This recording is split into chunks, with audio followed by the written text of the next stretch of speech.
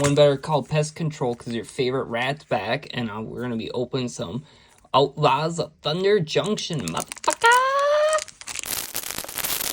Alright. I'm feeling like this, we could probably open backwards. We're going to open this backwards. So I think every play booster nowadays, the rare and lands, should be in the front. So, if you don't know, this is Magic's take on the Western genre. We got a classic removal spell. It's got a cool mechanic of mounts that you can saddle up. Kind of seems like that should have been introduced to Magic way before crew was ever a thing. You'd think riding a creature would fit better in Magic than entering a vehicle. Especially because it was introduced in Kaladesh, whereas like energized vehicles. But, you know, I also don't think anyone would have ever predicted we would have a cowboy set either. We got a cool little frog beast. I like that art. He looks pretty menacing. The Spring Splasher. When it attacks, target creature and defending player controls gets -3/-0. Seems like actually a really cool guy in Limited. And if you got a frog tribal deck, it's probably one of the better frogs. That's not like a rare. Nice. The creatures on this plane are very cool. I like the lizards, snakes, frogs, stuff like that. Bet they're scorpions. That's a nice way to draw. Pretty cool. Body's okay. So there's some cool stuff about this set.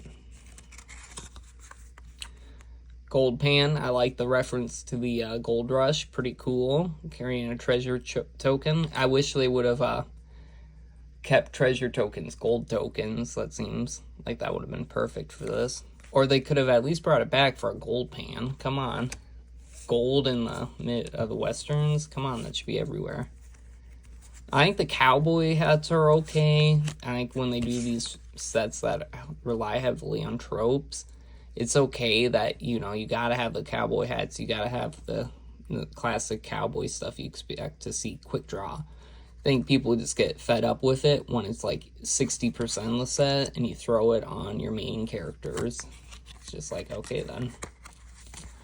At Knife Point, that's a cool name. 3 mana, we got a Rakdos colors, as long as it's your turn. Outlaws you control have first strike. That's a cool sub-theme of the set, is payoffs for Outlaws. And Outlaws are creature types that are assassins, mercenaries, pirates, rogues, or warlocks. Warlock seems like the weird one, but I like it. It's kind of all the criminals in the Junction, the Thunder Junction. So that's pretty cool. I also like the commit a crime mechanic. Seems super easy to trigger. Spree. This is a cool way to do modal spells where you does nothing, but you can do extra effects for more cost. Very cool. I like it. I wouldn't be mad at Spree returning. Kind of reminds me of Escalate. It's like an Escalate mechanic. Except Escalate, you could do one for free, and then you pay extra for more. So cool take on that. We got more Gold Rush that creates treasure tokens. Create a treasure token until end of turn. Up to 1 target creature gets +2/+2 for each treasure you control. That's kind of cool. I like these pump spells that can scale bigger because it makes them extra deadly in like infect types of decks. Alright, we're getting near that rare.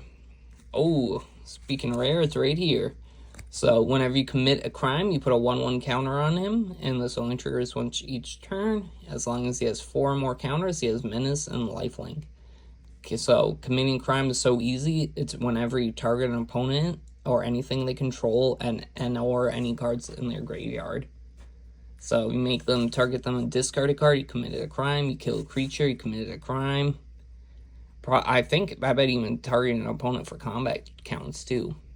Seems kind of a weak commander, but not too bad in a 99 for a budget vampire deck. Cool. Sorry about the weird lighting. I'm still figuring it out. Ooh, look at this. Pretty sure this is a top hit, a pretty good hit from the set. 5 mana. It's a wanted card, instant, or archive trap.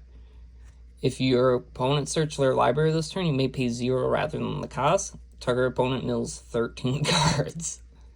So that's amazing. You can use that right after someone does like a Vampiric Tutor, make them mill the card they searched for. Cool and mill. That's about it. But that art is actually like better than the original. I love it. Alright, any other hits for us? We got a foil common, a Dijin, a cool like mid-eastern type of demon, super cool. Kind of like Dijins, they can be like genies or they can just be like little shits. Pretty cool. Plot is a weird kind of alternative cost for casting stuff. I do think a lot of sets they introduced too many mechanics. I feel like plot was a little too much, but whatever.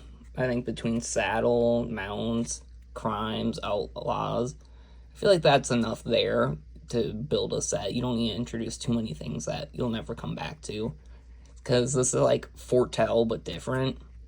You know, it's a free, instead of foretell, you do a little cost and then the bigger cost usually later. You do a one big cost now and then you get it free later.